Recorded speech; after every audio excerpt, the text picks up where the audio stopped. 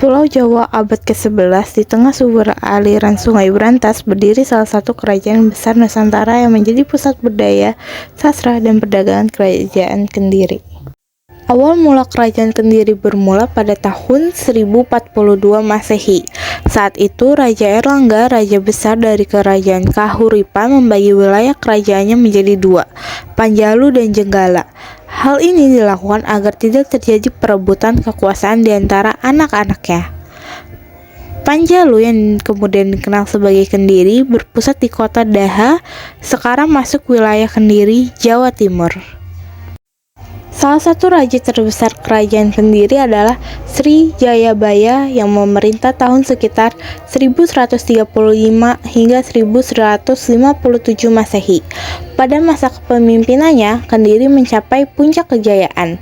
Jayabaya terkenal karena ramalannya, yang kemudian dikenal sebagai Jangka Jayabaya, berisi prediksi masa depan Nusantara, bahkan hingga masa penjajahan dan kemerdekaan.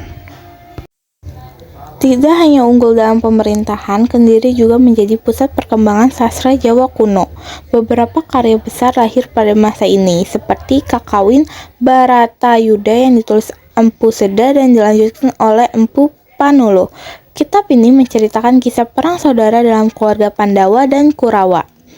Selain itu, ada juga karya lain seperti Kakawin Smaradana dan Kresnayana yang menunjukkan betapa majunya budaya tulis Kerajaan Kendiri. Letaknya strategis di sepanjang Sungai Brantas menjadikan Kendiri sebagai pusat perdagangan yang ramai. Komoditas seperti beras, emas, hasil bumi, hingga kerajinan tangan diperdagangkan ke berbagai penjuru Nusantara, bahkan sampai ke India dan Tiongkok. Namun, kejayaan Kerajaan Kendiri mulai runtuh di abad ke-13 tahun 1222 Masehi.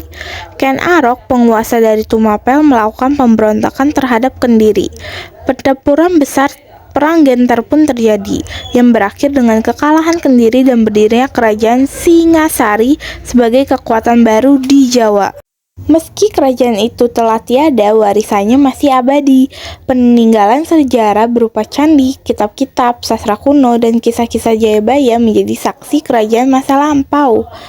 Inilah Kerajaan Kendiri, salah satu pilar kejayaan sejarah Indonesia yang menjadi kebangsaan kita semua.